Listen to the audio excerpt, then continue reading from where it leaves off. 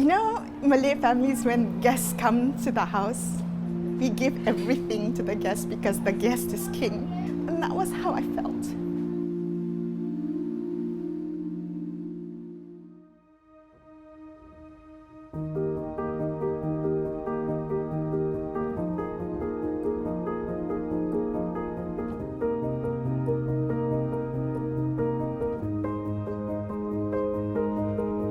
I think we have 6 dishes.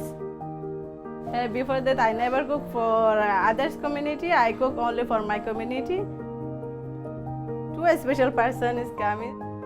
I would like also to know them, and I am also very happy. I can explain what I am doing and who I am. Hi, Brian. We work on this issue a lot at the embassy with the government of Malaysia and with the UN High Commissioner for Refugees, but I've never before had the chance to see them at their home and learn about their conditions and learn a little bit more about them. So also a way of, getting to know Malaysia better because Malaysia is a host to these people. I'm looking forward to it, but I have never had Rohingya food before. I'm assuming it's, Myanmar, a little bit of Bangladeshi food. Who knows? So looking forward to learning today. Hello. Welcome. Hi, I'm Brian. Berbuka. Nice to meet you. Nice to meet you. We speak to activists and experts and think tanks and policy wonks. What I'm hoping to get today is to get to know the people that I'm speaking about. Put faces and names and share a meal and learn about their lives. How long in this apartment? Just is more than 1 year, and we had The city, yeah?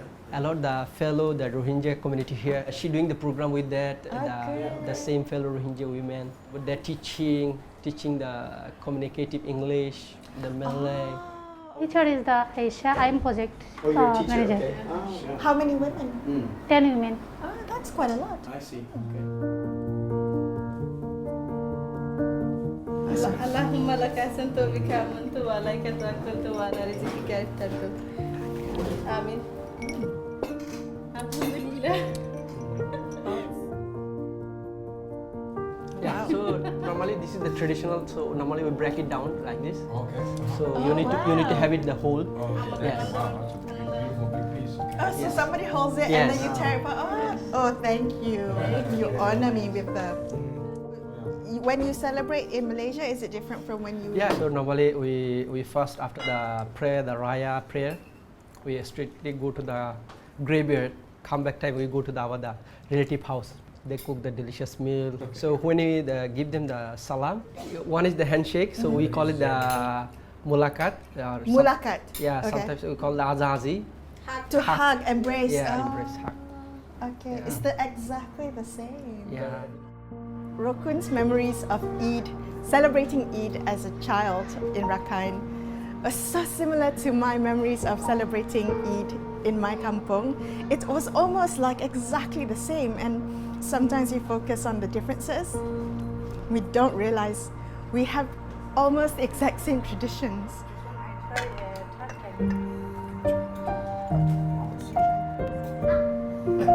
Precocious. I love to see it. I mean, this might be a difficult question, but since you both have children, Yeah. and you were talking about the future of your children, are the children able to go to school now, or what are their options for schooling? In Malaysia? Yeah. Actually, we don't have any opportunity to send them Malay school, Is that right? government school. They are Still young, but you yes, have to look ahead. growing up. So they are the important for Yeah. foundation of the education. The age they are the spoiling in Malaysia, I think, because they are not able to the opportunity to get schooling. Yeah. Yeah, not up Even standard to childcare the also. Malaysia. They're grateful to the Malaysian government because they get to live here. And we agree, the Malaysian government is doing a good thing by allowing the Rohingya refugees to live here. At the same time, it would be nice if there was a provision for the kids to be educated, for the parents to work legally because Malaysia needs workers. So I think that would be helpful. I think the international community just needs to keep paying attention to this problem, providing money, providing support, providing, speaking out in terms of supporting these refugees and not forgetting about them. Yep. Like a little envelope. this, yeah. and then- Perfect. Like this. Okay. this. Yes. Clean it up, right? All right, try that. Okay, so do that. Here we go. Okay. The first time we came here was 2009. We don't study a lot before we came, so when we came to the country, we were like, hey, it's like all these different cultures that, you know, we had to learn about the. And then I think the pleasant surprise was like finding out like not only is it all the different cultures, but it's all the different foods that go with that. And Anyone try to adopt the culture, the Malaysian culture easily, they like it. yeah, It's very hard to that don't like the Malaysian the culture. right, Yeah. right. Are there bad things in Malaysia? I think I would say that in every human race they have the shortcoming, so it's regardless in Malaysia or other countries, maybe here also.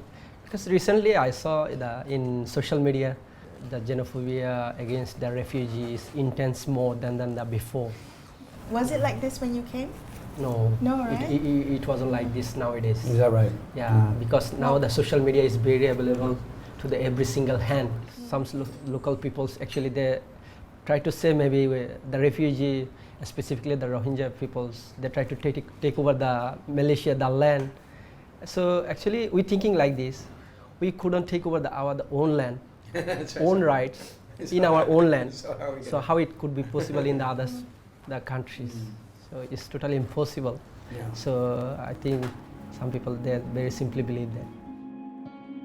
That was what tonight was about. I think it's critical, right? Because we all can get overload, right? You open up your news feed and there's just too many things, but you have to just sort of remember that it's people, you know, and people have similar problems and similar desires. So, you know, if you get down to that level, it helps to clarify things, I think. I love being a journalist. I love it with all my heart. It is my life's calling. But I am so aware of how complicit the media has been in othering refugees and migrants, in normalizing those words, in normalizing the hate, in sowing the division, in targeting an already marginalized community as the scapegoat for our fears during a pandemic. And they shared so much, so generous and limitless. And it was very similar to how, you know, Malay families, when guests come to the house, we give everything to the guest because the guest is king. It's okay if like the tuan rumah tak makan, but you give it the best for your guests. And that was how I felt. They gave the best. They gave everything to us. And I think if we could be as gracious a host as a country, the way they treated me today, just a little bit, it would go such a long way. They always say like, terbuka hati during Raya kan? So maybe we might be okay with sharing a little bit more.